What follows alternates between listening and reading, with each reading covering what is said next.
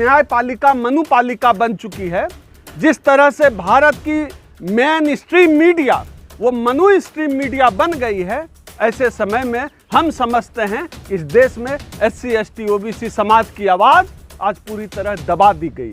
हम आपके अधिकारों के लिए गोलमेज सम्मेलन कर रहे हैं। दिल्ली के कॉन्स्टिट्यूशन क्लब के डिप्टी स्पीकर हॉल में हम यह आयोजन कर रहे हैं।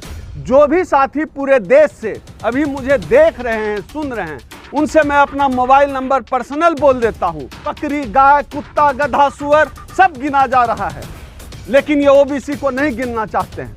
हमारी मांग है कि जो जाति जनगणना की जा चुकी है, सरकार उसका यथाशीघ्र प्रकाशन करे। सभी साथियों को क्रांतिकारी जय भीम। साथियों, ये जो आने वाला समय है इस देश के SC ST OBC के लिए बहुत ही क्रिटिकल समय होने वाला है। इसकी आहट तभी लग गई थी जब 2014 में भारतीय जनता पार्टी की सरकार आई थी। उसके बाद से इसकी आहट लग गई थी। इस देश में SC ST OBC के लिए एक बड़ा क्रिटिकल समय आने वाला है। हम लोगों को इसका एहसास था, लेकिन इस समाज के लोगों को उसका एहसास नहीं था। मैं जिस संगठन का प्रतिनिधित्व करता हूं, अनुसूचित जाति जनजाति संगठनों का अखिल भारतीय परिसंघ, हमारे संगठन के राष्ट्रीय अध्यक्ष माननीय डॉक्टर उदित राज जी ने इसकी चेतावनी दे दी थी और हम लोगों ने कमर कस ली थी कि 2014 में भाजपा की सरकार आ गई है तो अब इस देश में दलितों का, पिछड़ों का, आदिवासियों का कुछ नहीं होने वाला है। ये हमारी बर्बादी की सरकार आ चुकी है इस देश में। तो हमारे राष्ट्रीय अध्यक्ष जी के पास कार्यक्रम की रूपरेखा थी, हमने लगातार कार्यक्रम किए। ये दूसरा कार्यकाल चल रहा है मोदी जी का, भारतीय जनता पार्टी का, राष्ट्रीय स्वयंसेवक संघ का ये दूसरा कार्यकाल है। यानी कि ये देश के SC ST OBC समाज के लोगों के दुर्गति का दूसरा कार्यकाल है। आने वाले समय में चुनाव है। यह साल बहुत महत्वपूर्ण है इस समाज के लोगों के लिए, क्योंकि करो या मरो की स्थिति है।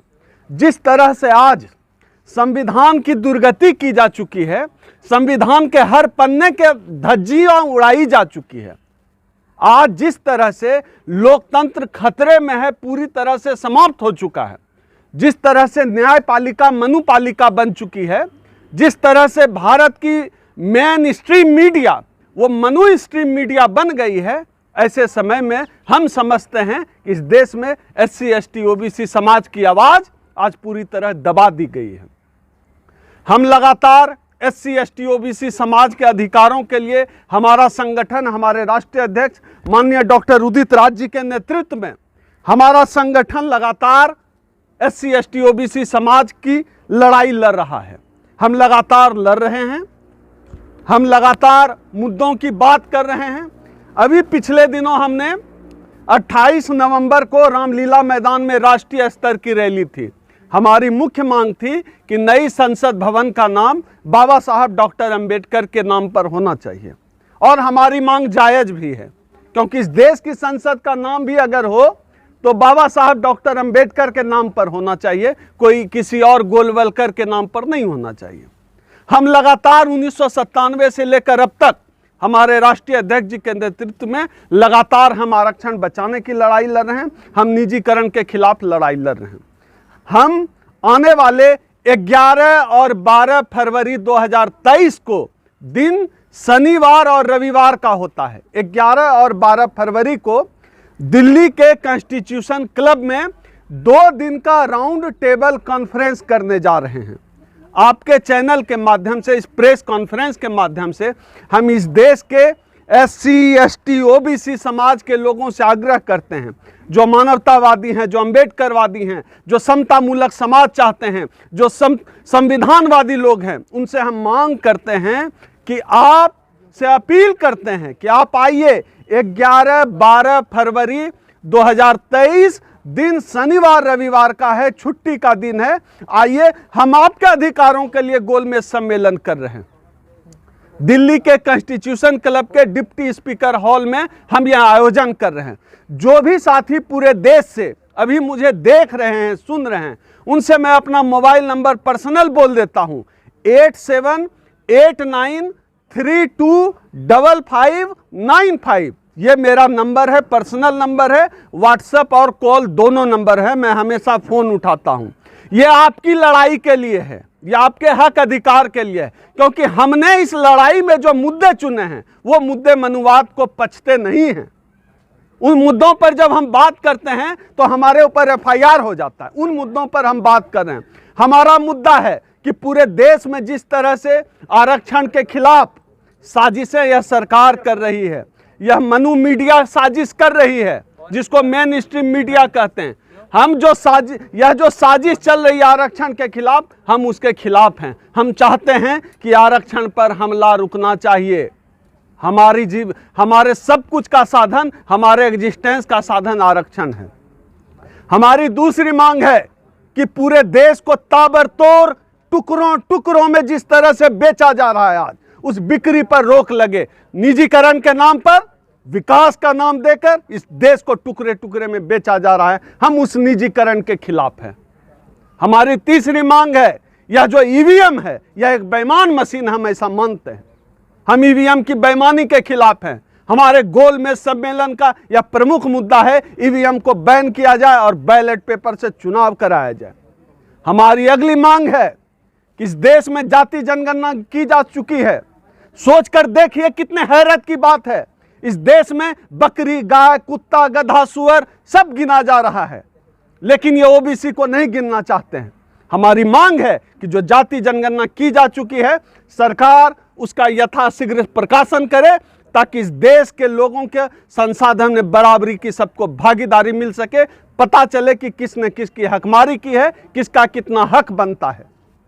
हमारी मांग है कि पूरे देश में जिस तरह से दलित उत्पीड़न की घटनाएं बढ़ी है, खास तौर पर भाजपा शासित राज्यों में दलित उत्पीड़न की घटनाओं पर रोक लगे। हमारी मांग है यह जो कॉलेजियम सिस्टम है उस पर रोक लगे। यह जो सुप्रीम कोर्ट है, हाई कोर्ट है, उच्च न्यायालय के जितने भी उच्च न्यायालय के इकाइयां हैं, सभी लोग मनुवादी व्यवहार कर रहे हैं। इन हायर जुडिशियरी के फैसले देखिए, यह किस तरह से आरक्षण के खिलाफ फैसला देना होता है तो रात को भी कोर्ट खोल देते हैं, और जब आरक्षण के पक्ष में बात करनी हो तो इनका कोर्ट बंद हो जाता है, छुट्टी हो जाती है, डेट पड़ने लगता है। EWS, हमारा मानना है कि EWS एक फ्रॉड है। दवा बीमारों के लिए होती है, स्वस्थ लोगों के लिए नहीं होती है। सवर्णों के लिए किस बात का आरक्षण? आप जज हैं, आप मीडिया में बैठे हुए हैं, आप सत्ता के तमाम संसाधनों में आपका कब्जा है, आप किस बात का आरक्षण ले रहे हैं?